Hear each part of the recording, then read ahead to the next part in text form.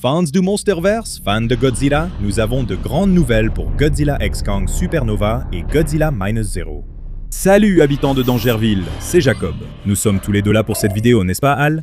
Qui l'a dit? Qui est là? Allô? Oui, c'est assez important pour qu'on unisse nos forces de part et d'autre de l'océan. De nouvelles projections test pour Supernova laissent entendre que la série prend une direction géniale, ce qui nous rend encore plus impatients pour le film. Vous devez absolument l'entendre. Tout d'abord, merci à tous ceux qui ont fait un don à notre association Titans Against Blood Cancer. Il nous reste quelques jours ici pour donner ce que vous pouvez, mais nous voulions surtout remercier ceux qui ont fait un don ou envoyé des pensées positives pour cette cause. C'est agréable de voir tout le monde réuni. Avant d'aborder la mise à jour du Monsterverse, nous savons désormais quand attendre une vague d'informations sur Godzilla Minus Zero. Non, toujours aucune information sur la sortie d'une bande-annonce complète, alors dites-nous à quel point vous êtes agacés par le manque de matériel promotionnel en ce moment pour ces deux films en fait, oui. Mais ne perdez pas la tête tout de suite, car le 11 octobre, lors du New York Comic Con de cette année, de 12h30 à 13h30, heure de l'Est des États-Unis, Toho ou Godzilla Minus Zero tiendront une grande conférence qui dévoilera de nouveaux contenus et donnera un avant-goût de la sortie du film, prévue environ un mois après cet événement.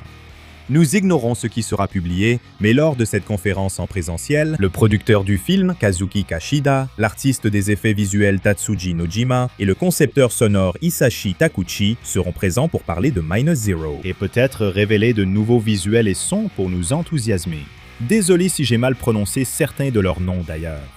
Peut-être que nous allons avoir un aperçu clair du nouveau design de Godzilla. Peut-être qu'on nous fera écouter un extrait sonore du rugissement d'un nouveau monstre. Peut-être même juste du concept art ou des images des coulisses. Ça pourrait vraiment être n'importe quoi, mais qui sait vraiment? Tout ce qu'on sait, c'est que pendant une heure entière, Godzilla Minus Zero va être mis en avant et j'ai hâte d'en voir plus, mec. Dites-moi ce que vous en pensez. Tu ne penses pas qu'ils auraient déjà sorti une bande-annonce? Ça sort dans 3 mois. Allez, Toho, ça fait 84 ans. Ouais, peut-être qu'on aura la bande-annonce finale, mais seulement si la première sort en septembre comme les rumeurs le disent. On n'a plus qu'à attendre et voir. C'est l'heure des nouvelles du Monsterverse. D'accord, faisons un vote maintenant. Laissez vos avis ci-dessous. Avez-vous aimé le ton du Nouvel Empire? Soyez honnête, pas de jugement. Tu crois qu'ils vont répondre quoi, Alastair? Gonorrhée. Eh bien, j'imagine que la plupart des commentaires vont dire quelque chose du genre que le Nouvel Empire était correct, mais qu'il vous laissait sur votre faim. Eh bien, si c'est ce que vous pensez, écoutez bien. Les premières projections tests de Supernova viennent d'avoir une nouvelle vague de spectateurs et les nouveaux retours sont positifs. Pas positifs de manière artificielle, mais plutôt des avis posés, calmes et réfléchis. Des choses auxquelles j'ai l'impression qu'on peut vraiment faire confiance. Il n'y a pas beaucoup de blabla ici. Je ne pense pas que ce soit un faux engouement.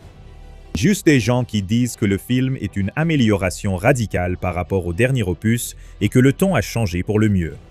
On a probablement dit tous les deux au moins 500 fois ces 5 dernières années que le ton du Monsterverse s'éloignait de ce qui, selon nous, le rendait spécial. Maintenant, je pense qu'on comprend tous les deux que le ton de Godzilla 2014 ne reviendra probablement jamais vraiment. il le devrait. D'ailleurs, nous avons une vidéo sur l'engouement incroyable autour de ce film et elle sort dans quelques jours. Pensez à vous abonner.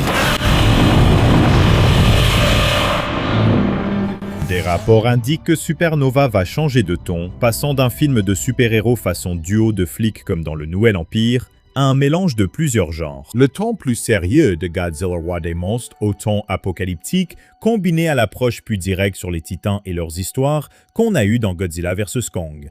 Je pense que nous avons toujours pensé tous les deux que King of the Monsters était l'incarnation d'un film Godzilla classique réalisé à l'époque moderne. Et si on enlève certains aspects d'écriture médiocre et des choix discutables dans ce film, il a en fait un ton assez solide pour le Monsterverse à ce stade de l'histoire. Tu es d'accord avec ça, Al? Gonorrhée. Un peu d'éléments de science-fiction mélangés à l'énergie militaire pour vraiment donner cette aura ultime de film de kaiju. Et je trouve que Godzilla vs Kong était un excellent film. Il fallait juste que l'enjeu paraisse un peu plus important et qu'il y ait de vraies conséquences aux événements qui se produisaient. Il aurait sans doute été préférable de conserver les scènes de lore censées mettre en avant le Scar King plutôt que de tout supprimer.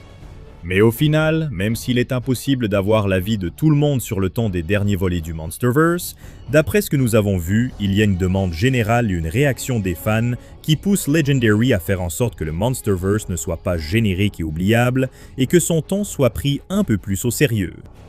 Atténuer les éléments fantastiques, rendez la science-fiction un peu plus plausible et moins tape à l'œil, et voilà. Et vous n'allez pas le croire, il semble qu'ils aient vraiment écouté. C'est ce que nous apprenons de ces premières projections.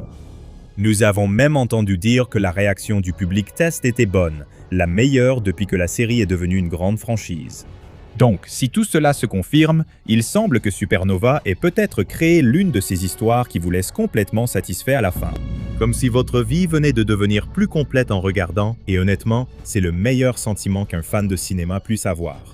Écoutez tout le monde, nous savons que le Monsterverse ne sera jamais un monde super réaliste.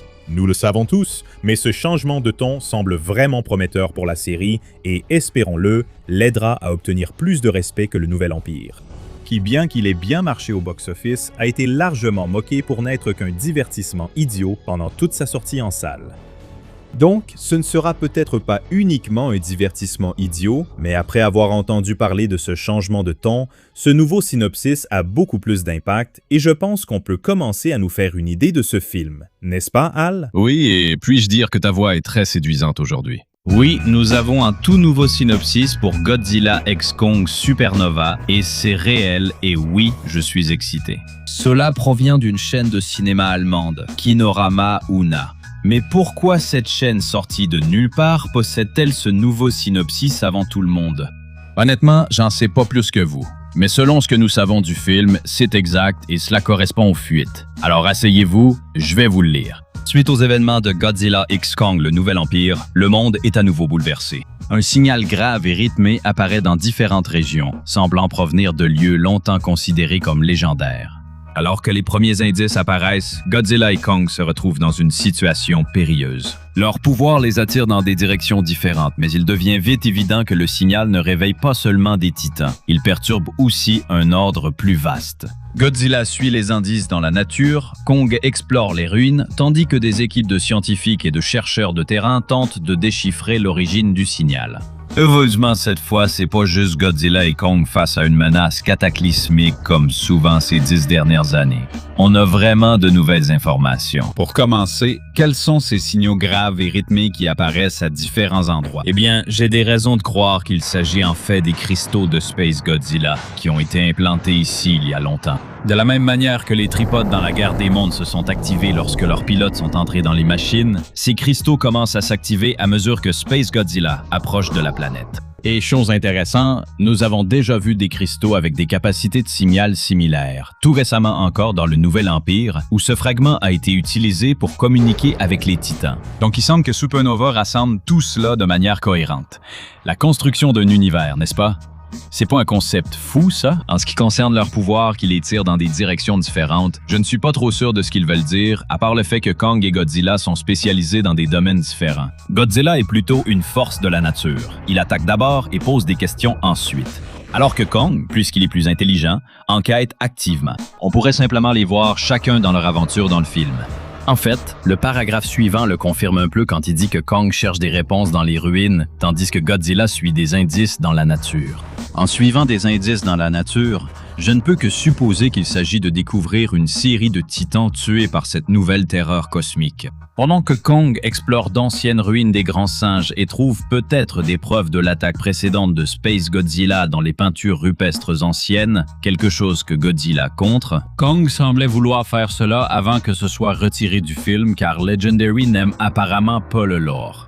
Heureusement, ce film semble remettre cela au centre de l'attention et aider à combler les lacunes sur ce qu'est réellement ce Godzilla cosmique et son histoire. Je souligne que le synopsis mentionne que les signaux perturbent un ordre plus vaste et réveillent des titans.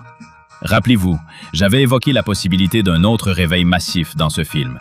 Eh bien, pour moi, cela ressemble à un réveil massif. On pourrait voir des dizaines de titans gigantesques se relever pour affronter Godzilla et Kong, contrôlés par Space Godzilla. Mais ce n'est encore qu'une théorie sur le film. Non, ça suffit avec ça.